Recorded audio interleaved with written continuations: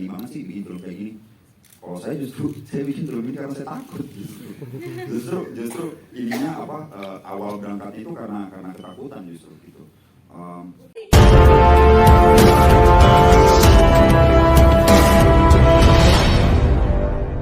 Kan udah dibilang kalau inspirasinya dari kecil gitu, dari yang dilihat sejak kecil. Namun dari kita lihat settingnya sendiri kan 2017, apa yang bertahan sampai sekarang, kepentingannya apa? Memang sepanjang perjalanan dilihat masih ada hal-hal yang ditakuti itu, atau mungkin dari pengalamannya di media sendiri masih merasakan hal-hal yang dilihat sejak kecil tuh makin membesar gitu, makin ke tahun. Dan itu yang ingin saya tanyakan. Dan untuk Pak Arswendi, untuk beberapa film sebelumnya kan Bapak juga memerankan patriarch gitu, pemimpin keluarga dari Ngeri Sedap, Before Now and Then, bahkan Pengabdi Setan gitu. Apa yang berbeda dalam persiapannya sekarang, research apa yang dilakukan, dan ya apa yang harus dipersiapkan mungkin karena ini lebih antagonis dan lebih dominan gitu. Terima kasih. Terima kasih Radi. Iya, kenapa settingnya 2017? Karena justru sebenarnya pertanyaannya itu terpantik dari situ gitu. Ini kan harusnya sesuatu yang udah berakhir lama banget ya, udah lama. Tapi kok sampai sekarang saya masih ngerasain ada residu-residu ketakutan itu kadang-kadang masih ada gitu. Ada beberapa penonton di special screening kemarin nanya, Mas berani banget sih bikin film kayak gini. Kalau saya bikin film ini karena saya takut. Justru ininya awal berangkatnya itu karena ketakutan justru gitu. Nah, saya kalau pertanyaannya tadi, apakah kemudian ketakutan itu escalate bertambah atau berkurang? Kalau saya ngelihatnya justru dia kayak melingkar gitu, kayak ada cycle yang melingkar. Nah, saya nggak tahu lingkaran ini ujungnya di mana. Itu juga kenapa ending film ini itu sebenarnya bentuknya lebih menyerupai pertanyaan ya, gitu, dibuka gitu. Kira-kira Rakib ini akan menjadi seperti apa, gitu. Dia akan memilih yang mana, gitu. Saya tidak tahu bagaimana lingkaran ini akan berakhir, apakah akan ada ujungnya, lingkaran ketakutan itu. Tapi at least saya menanyakan dulu, membagikan pertanyaan itu dulu lewat film ini. Seperti itu sih. Silakan Mas. Siap. Mas Wendy, silakan. Jadi nanyanya apa ya?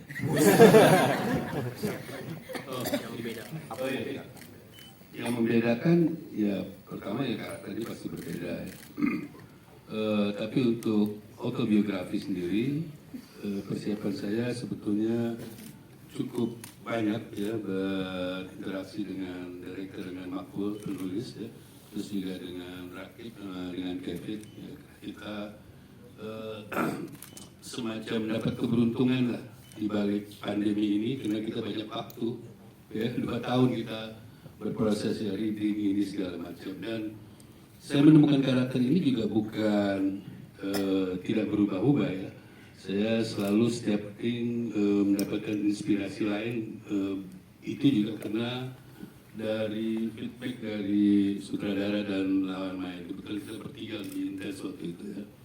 Dan sosok jenderal ini sebetulnya saya dapat juga dari histori atau sosok jenderal masa lalu. Saya hanya membayangkan dari beberapa jenderal, terus saya mencoba menjadi seperti seorang desainer ya. Karena kalau saya hanya membayangkan sosoknya dan gayanya itu kan saya tidak ingin berhenti bergaya, bukan bergaya jenderal. Saya sedikit membedakan antara bergaya dan acting ya, di sini peran. Jadi saya berusaha untuk tidak bergaya, meskipun kadang-kadang sulit dihindari dalam latihan. Nah, proses menemukan jenderal ini sebetulnya seperti proses, karena saya berlatar belakang teater ya, aktor teater kan selalu berproses dan tidak pernah berhenti. Di situ dia akan tumbuh terus, itu karakternya akan tumbuh terus, bahkan sampai di atas panggung pun, di depan penonton pun dia bisa berkembang terus-menerus seperti itu. Nah, kalau tadi sedikit keluar pertanyaan, kalau tadi bicara soal instansi, membayar, saya pikir film ini tidak seperti itu. Kalau saya melihat lebih kepada soal seseorang yang memegang kekuasaan, siapapun dia, ya.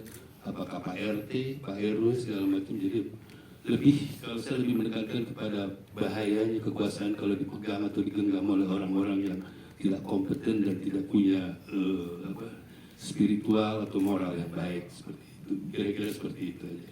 Dan kembali lagi tadi saya menemukan jenderal itu sebetulnya sampai syuting pun ya masih dalam keraguan, tapi akhirnya saya menemukannya ketika saya berhadapan dengan DOP-nya, berhadapan dengan saudaranya langsung, dan berhadapan dengan situasi dan tempat. Ya. Makanya saya selalu memegang dalam menemukan peran dalam bait itu, saya selalu memegang falsafahnya Bali, Desa Kalpatra. Saya berpegang itu, saya belajar dari guru saya Putu Wijaya. Jadi Desa Kalpatra itu penting buat seorang atlet. Ada adaptasi di situ. Terima kasih.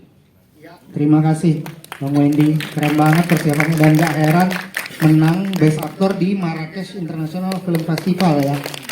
Dia anugerahi oleh Paolo Sorrentino jurinya kalau nggak salah ya, Makbul ya. Tuh dia, udah widely recognized ya, bukan Indonesia aja. Malah saya jadi penasaran juga, Kevin gimana persiapannya?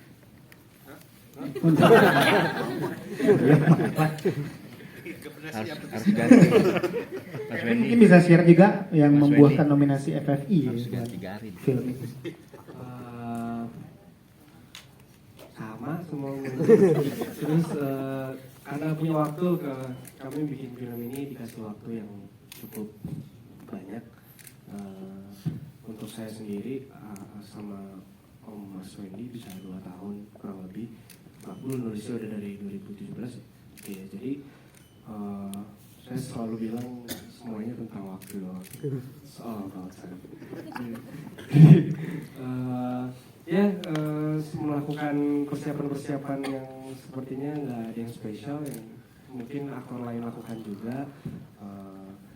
Riset, observasi, reading, pemahaman dengan Makbul sama aktor yang lain gitu aja sih. Adegan di kamar mandi gimana tuh?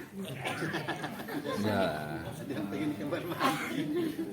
Ada yang mau diusap-usap itu, Vin? Bahasa yang masih. Mau ikutan diusap-usap, Mbak?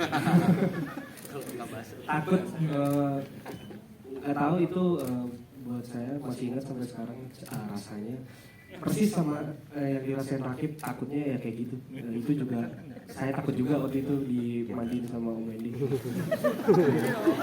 Apalagi depan saya kamera, sampingnya Makbul gitu. Ikutan ya? Ikutan. Jadi ya gitu, takut sih. Kurang lebih rasanya sama semua sama yang harusnya diterima sama. Ya, coba tanya. Gokil.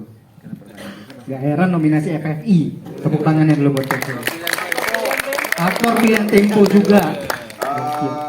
Sebenarnya adegan itu ya ini ya, sebenarnya ingin bicara soal bagaimana kekuasaan itu begitu menakutkan ketika dia sudah sampai pada level tubuh ya. Karena tubuh kan udah benteng kemanusiaan kita yang terakhir kan gitu. Udah sangat konkret gitu. Jadi sebenarnya adegan itu bicara soal itu, dan saya sebenarnya sebagai sutradara juga sangat takut untuk mengeksploitasi tubuh aktor saya sendiri. Jadi waktu kita syuting itu semua monitor kita matiin, cuman yang lihat itu cuman saya sama Divinya, cuma dua orang. Jadi, Edwin. ini yang di depan duduk ini nggak ada yang tahu kan itu tuh seperti apa gitu.